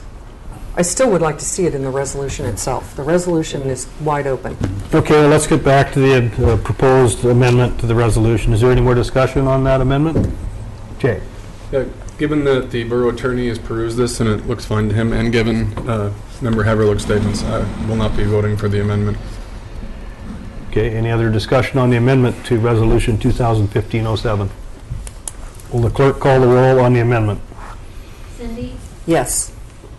Mark? No. Jay? No. Kurt? Yes. John? No. Bob? Yes. Nancy? Yes. Okay, so the amendment passes, which changes the resolution.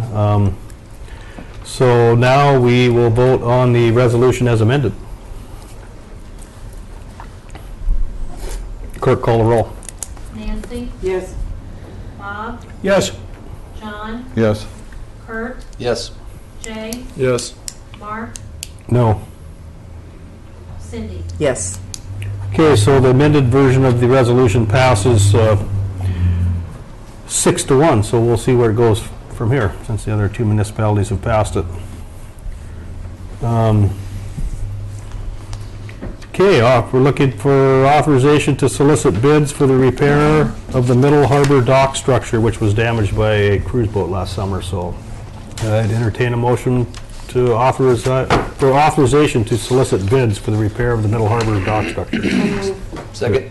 Okay, it's been moved by Member Strand, seconded by Member Walhooter to authorize to solicit for bids for this project, roughly to cost of engineer's estimate of $172,000 in that neighborhood. Mr. Mayor, and the company that caused the damage is promised to pay this. Is that correct? We need a motion on the floor to discuss. Sorry, I so moved. Yeah. Sorry. Is there a second? I'll second. Okay, so we have a motion and a second to authorize the, just to solicit bids for the repair of the Middle Harbor dock structure that was damaged. Is there discussion? The same thing. Yeah. Is the company did the damage, are they going to pay the bill? Last I heard, they're working with the attorneys and... I can speak to it. Yes and no. They have agreed that they're at fault. They have agreed to pay. They have not agreed to a specific number. They have seen this document and said, oh yeah, that looks okay. That's not the same as saying they're willing to pay that much. Generally, when you're dealing with insurance companies, what they're going to want to do is pay depreciated value. So what they're going to do is say, the repairs are $171,000, the dock's 15 years old, so we only owe you X. Right. We've pushed back. At some point, it'll come back to the assembly if they choose not to pay or pay all of it, and then we'll decide to either, the assembly will decide to get the attorneys involved or how hard to push. Our issue is that we need to start on this, right. And we were unable to get them to say anything official in writing that they're going to pay whatever it cost. They will not say that. So I think at some point we will have an argument with them. Bob? two questions. Is this an in-kind replacement one? And how old was the other structure? So what would the depreciation? We've, what's the Middle Harbor, about 10 years? Yeah, it doesn't Something seem like like that. it, but it's- I think that particular float was about 10 years. Is it an in-kind replacement? In other words, just replacing what was there? Correct. Okay, and again, this is just authorization to solicit bids for the project, so. Any other discussion on it? Clerk, call the roll. John, Yes. Jay, Yes. Kurt, Yes. Bob, Yes. Nancy, Yes. Cindy, Yes. Mark. Yes, so we have authorization to solicit for bids for that project. Communications? Mr. Mayor? Yes. Sorry to interrupt, I was told to remind you if we've read about Carl and new business. Oh, that's right, we did, yeah. Good idea. 5A, new business. Okay, we're trying to get away with getting beat up by buying a new truck, but. Entertain a motion to authorize the award purchase of a sanitation recycling truck to Bob Services of Anchorage in the amount not to exceed $207,476.23. So move. Second. Okay, motion's been made by Member Havlick, seconded by Member Walhooter to authorize this purchase of the new recycling truck. Discussion. Yeah. Bob? Yeah. We still have, I think the city manager told us that we had till the 8th, was it, till that they could provide an initiative to us. I think that's- 180 days before the election, I think? Yeah, my point being is I think it's inappropriate for us to make a decision today on a truck. I think it's, may not be unethical, but I think it's inappropriate. And I think that we need to wait to see what our citizens do, and then then decide, based on that initiative, what they want to do. And I would move, and so I'd move that we delay a decision on this till the next meeting. Okay, is there a second? So basically, you want to table this decision on this authorization until the meeting, second meeting in Yes. April? That's what I'm asking. Is there a second? I'll second.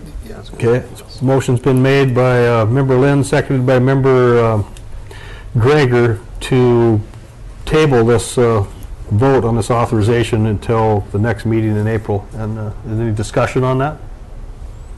I just had a question for the clerk. Doesn't the clerk have 10 days to process the? Yes. Okay, so it's actually would be the 18th. Well, but it can be done quicker than 10 days Correct. if it's possible. Correct. Yes. And the next meeting is April 20th. Okay.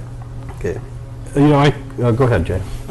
First off, question for Carl, if I may, Carl, is, for the sake of argument, let's say we table this till the next meeting, would that have a negative impact on your plan? Assuming we took action at April 20th. Sure, it'll put it behind by a couple weeks. I still don't have a definitive delivery time frame for the truck. I'm imagining that it'll be 6 months. That's normal. Sure. Could be less, could be more. If it's less, then it won't have any impact. If it's more, we'll end up paying the collection contractor for more work. You bet. Follow up? Sure.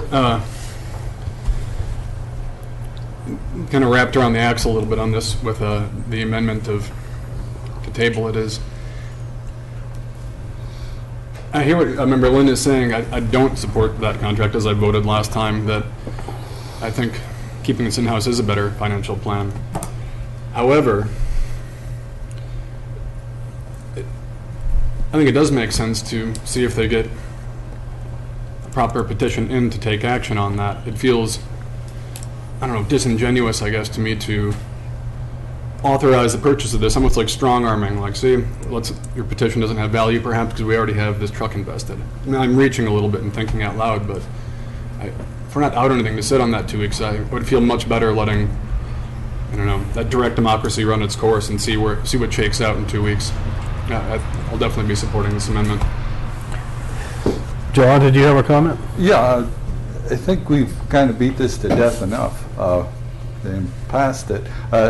Carl's proven in several different ways how this will save us money.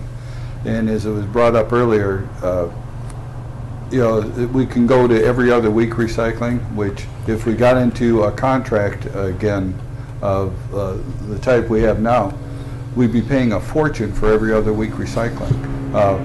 So it just doesn't make sense to hold off. And the other thing, this is a logical next step for a recycling program in every place I've ever been. So I just see it as mainly giving people false hope that put in a petition, because then we'll say, okay, let's put it to a vote then in October, which will really mess up our finances even more than they are, and we're already hurting enough. So I definitely be against this. Okay, any other comments on the table? Cindy? I have more of a question. I'm trying to think through what would happen if we bought the vehicle and the initiative was found to be valid, and then the voters passed keeping the blue bag system. What position would we be in then, and what would we do at that point? Sounds like it might push us to the point where recycling wouldn't be worth exactly the money from the information Carl has given us with the percentage that the blue bags are in the recycled stream. But I mean, I'm advocating for the carts, but I think that waiting a few days to see how this shakes out without trying to, the whole point of an initiative system is that people want to have their say, and I think at least nominally we need to let that play out. If I may. Kirk, did you have a comment first? Let Steve first. He might answer my question. No, it's just if one of the big questions is how is the initiative going to be written. So we're playing a big what if game. So I can't legitimately speak to the future. I can tell you, if it passed the voters that we must do the blue bag program, but the blue bag program was no longer going to be a viable solution from Republic's perspective, that ties into having to rewrite a contract. So we'd have to go to them and say, change it in some way that didn't involve blue bags or violating our only place to get rid of trash, which is the Republic. So that's part of the challenge, is we can't envision an initiative that will match with the real world scenario of what the only place we can get rid of solid waste is saying to us. So that doesn't mean that we wouldn't work through that if the voters went that direction. We could potentially make it part of the contract that they have to sort this stuff, which I imagine would make costs go up. So that's the problem, is I can't, without having an initiative to work from, we don't know what it's going to say, and then how we'll implement it at that point. Bob, did you have? Yeah, well, I'm not arguing for or against it. I believe in the public process. We have one in place, and we have a few more days to go, and all I'm saying is I think we need to allow that to play out. I firmly believe in allowing the due process, and I really believe we ought to be, if you have some ideas, I think we ought to be helping whoever. I'm not sure who's doing it, but I think we ought to be open and helping, whatever. And I can answer that question if the mayor wants me to. Yeah, sure. Okay. What's one of the first questions that our clerk asked, which was, and to our attorney, can we help them, or can any of our staff member, or can any of you help them write the initiative? And the answer was a resounding no. We were told very specifically by the borough attorney, our ordinance specifically says the opposite, that we are not to help. And state law says it as well. Yeah, so the initiative has to be driven by the folks behind it. I can understand if they're frustrated, because it's definitely a legalese issue. And our borough attorney was very clear with us as far as how we, what we can and can't do on this initiative process. Kurt? Yeah, that kind of helped me form my rant here a little bit, I guess. I believe, as Bob does there, I believe in the public process. So now maybe you can help me, maybe further take that to the next step. So the initiative comes through, say it is valid. We have the next meeting 2 weeks from now. Does that postpone us to make a decision on buying the truck then? We have to wait until October 8th to listen to what the public says about whether or not we can buy this truck or not, or can we just go ahead and move forward? If I understand it right, the assembly you have the power of the purse. You can choose to buy a truck, carts, or a chopper to pick up recycle and being ridiculous on purpose, meaning it has nothing to do with the initiative says. Okay, that doesn't mean the issues you're bringing up aren't appropriate. It's just that the cost, you can buy a truck and then park it for 5 years. I mean, that's an assembly level decision. So no, the answer is if the initiative passes, unless it's phrased in a different way, the assembly can buy a truck tonight or today or next week or whenever.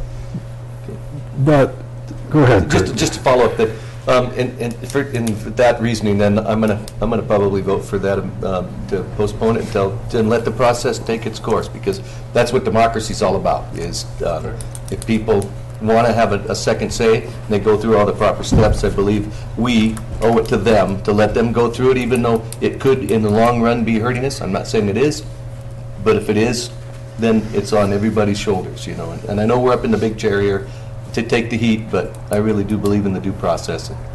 So, Mr. Hagerman. Mr. Mayor, just a couple comments, if I may. What will happen if it does get delayed, if the decision to buy a truck gets delayed until October, we still have that 6-month time frame.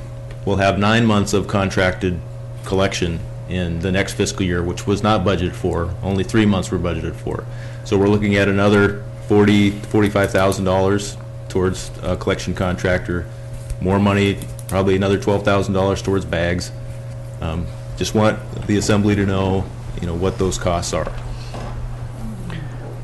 Nancy? Thanks, I have Carl. a question, I guess for Carl, or whoever.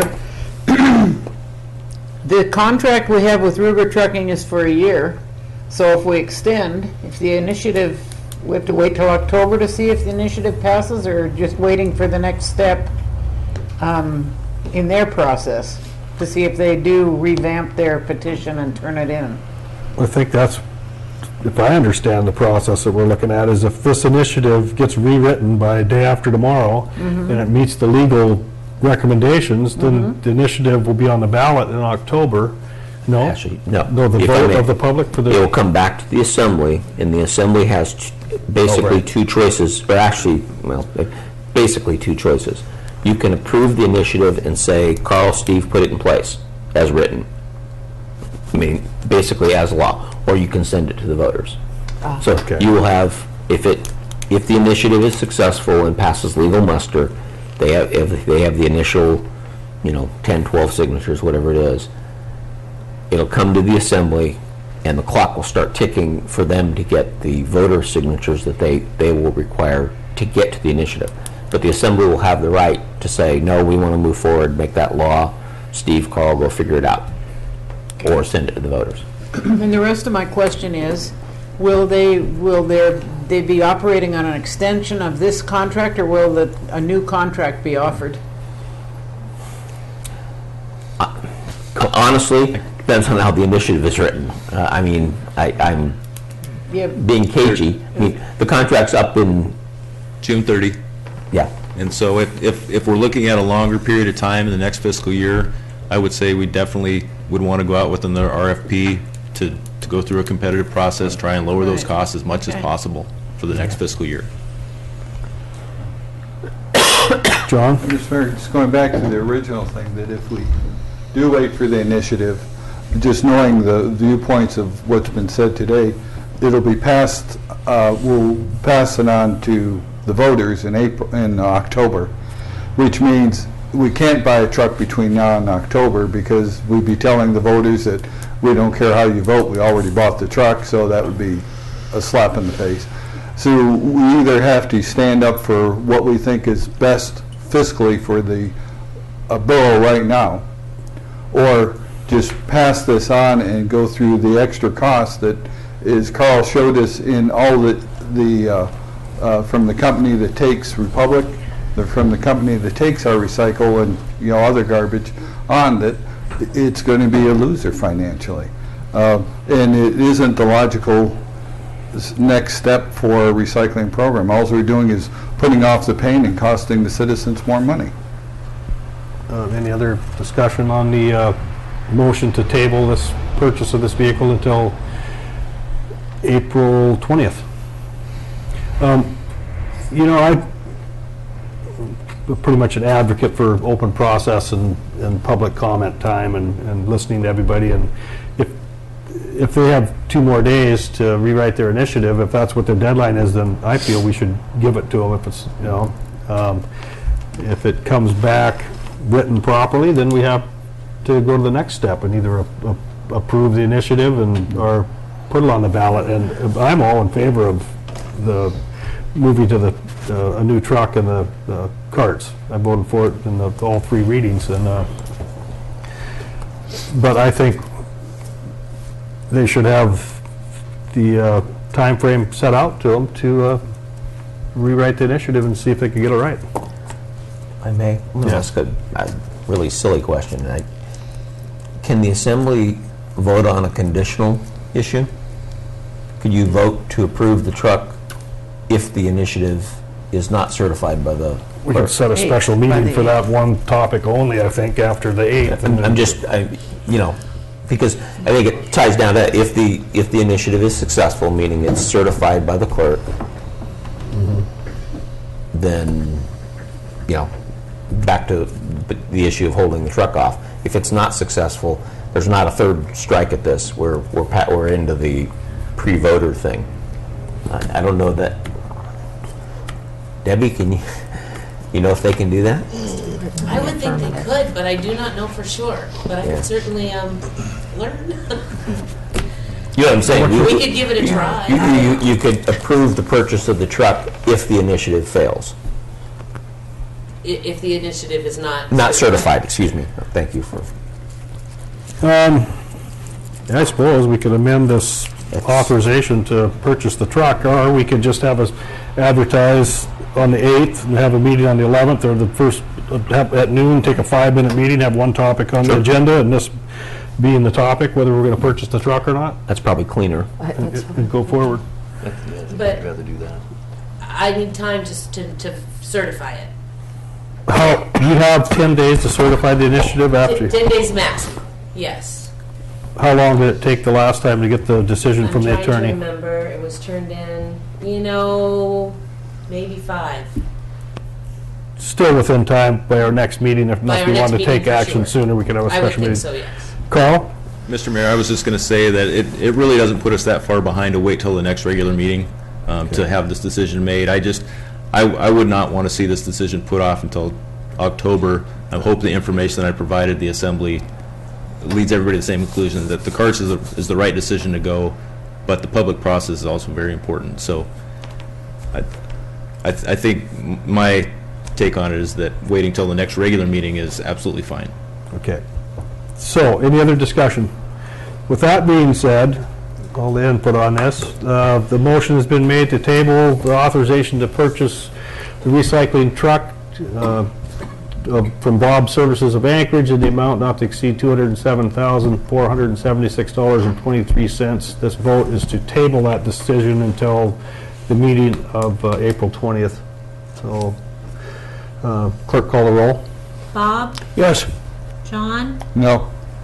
Jay, Yes. Kurt, Yes. Nancy, No. Cindy, Yes. Mark. Yes. So the vote to table this decision until April 20th of 2015 passes 5-2. So we'll move forward.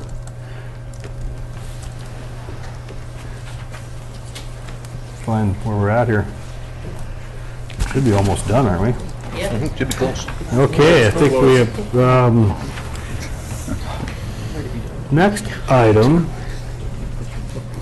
is Assembly discussion item, since we already heard from Janet. Is there any recognitions? Seeing none. Next Assembly discussion item is construction inspector, and this was put on the agenda.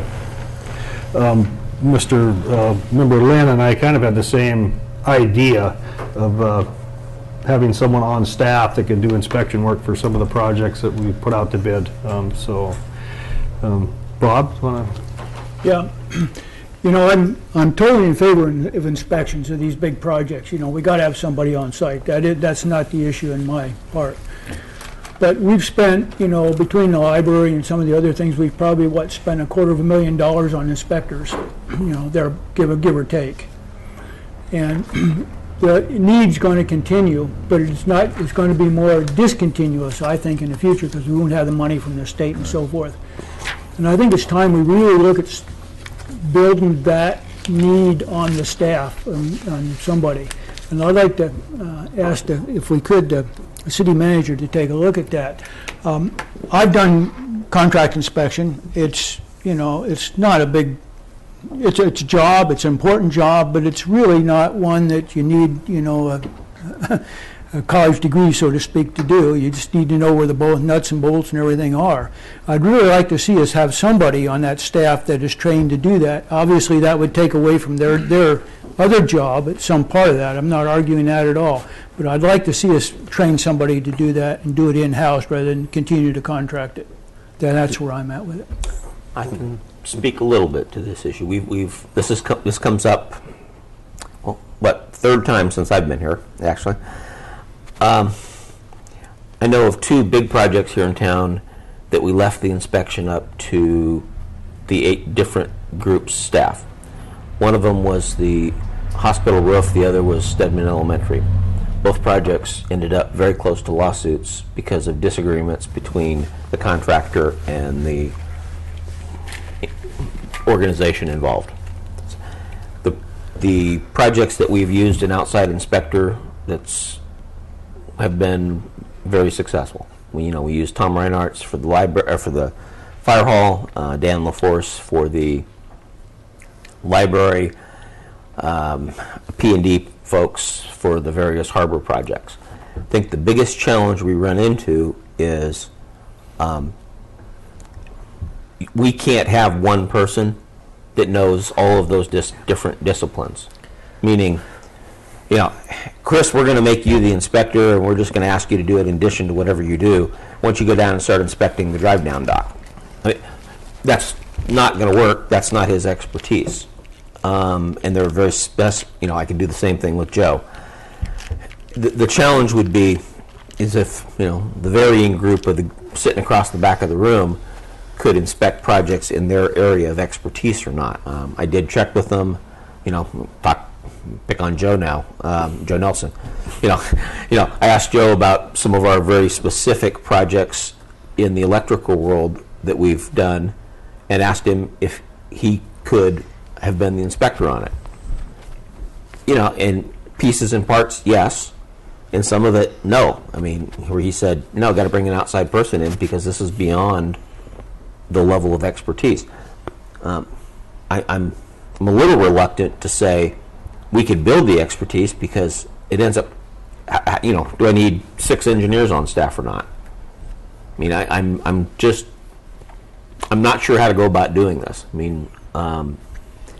Joe B could probably do structural inspections, and we take away from his other duties and say, we don't need to do code enforcement for a while. We've done that on some projects where we cut down on the inspections on the North Harbor and asked staff to do it to try to keep some of the P&D costs, but then we had P&D come at the critical points in projects to where we really wanted that engineering background to take a hard look at something. I don't know. I think every project's different. I would be very reluctant to say that we had the expertise to inspect a harbor project. Probably the same with major electrical infrastructures, although, Joe's got more expertise as an electrical engineer than most electrical superintendents do. Carl and Chris, I think, could probably inspect water and wastewater type projects up to a point, but again, they would drop off their regular job, and is that what the assembly would want done? Cindy? And I guess that's the point. I also have done inspection of all kinds of things, everything from writing documents to road construction projects. When I was working on road construction projects, I had to be on site at all times. And it wasn't like I could put any other job in my back pocket and do it, in between what was going on site. So if there are projects that we know that are small and recurring, I can see where it would make sense to train up our folks to be inspectors, but for big projects, it doesn't seem like that makes a whole lot of sense. You know, I mean, Carl, I mean, you've been here a long time. Joe, I mean, one of the things, I mean, we'll talk about the police building before Carl jumps in. I'm very happy with Joe B's experience in the structural side of it. I think he could, and in fact, it's on my list that if we have to, for a budget thing, to cut some of those inspection dollars out of that. On the other hand, I wouldn't ask Joe B to inspect the radio and technology in the police station. I just wouldn't do that to him. I mean, that's just not, and for us to get that expertise would cost us more money to train someone than it would be to bring somebody in that already knows that and say, hey, can you make sure this is installed the right way? I have a feeling that that falls into the same category in each area. There's pieces and parts that we can do inspection, and then there's parts that we just, to get that level of expertise would be, we're going to send everybody to become engineers. And I'm, you know, Carl. Mr. Mayor, I'd like to, you know, echo that all of us have our different expertise, but we can't do all of it. You know, we don't have that experience with every facet of borough construction. I agree with Cindy. If there's an underground project of any kind, the inspector needs to be there the entire time that there's work going on. Once it gets covered up, you don't know what's there. If you leave the site, things happen that shouldn't happen, and you pay for it later. So it's very important to have on-site inspection. One idea that I put forward to Steve, and it's actually, I got to give Chris Cotta credit for this because he put it in my head, but one way to look at this is to have hire local professionals, Petersburg private industry, to perform inspections instead of staff. We're still cutting costs for travel, for per diem, room and board, rental car costs. All those go away. Generally, the locals that can do that kind of work don't have as much overhead as some of these big engineering firms, so their rates are lower.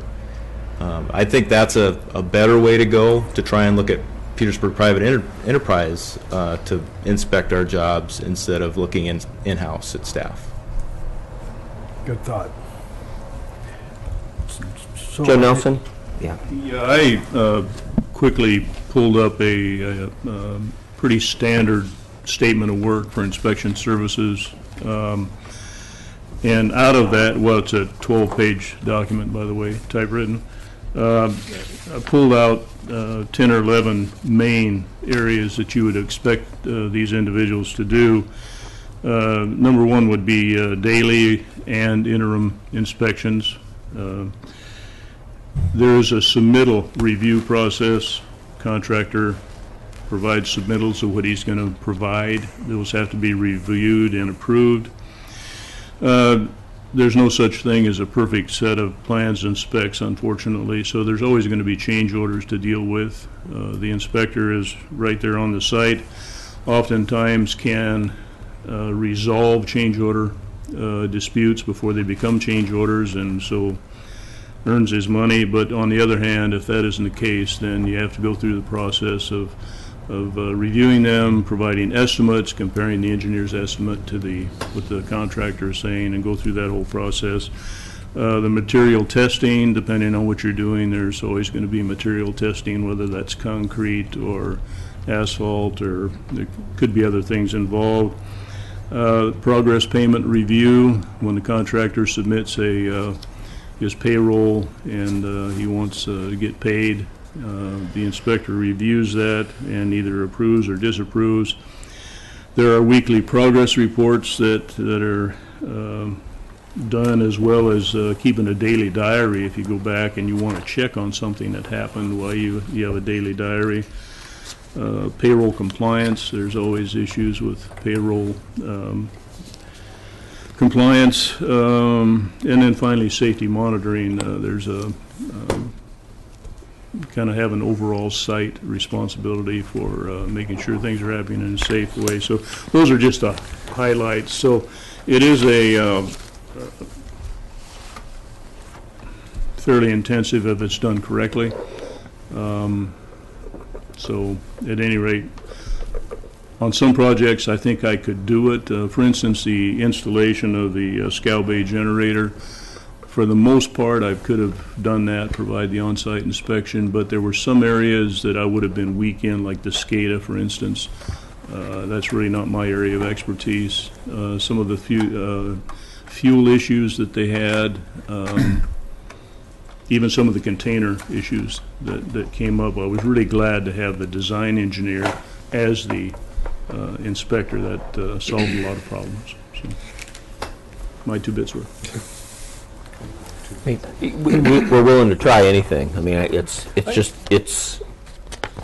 I got some serious concerns from my staff, and you might ask Joe B. too, because those bigger projects that you referred to, both the library and the fire hall, could not have been done without an on-site inspector there. Reinhardt's, who was a local, by the way, that we saved money by on all the things that we could have saved. So basically, he did that, and the library with Dan. In both those projects, I worked pretty closely with those guys. I was down there frequently, and the weeks where they had to take off out of town, Tom had some health thing he went off of, and Dan obviously needed a break every once in a while.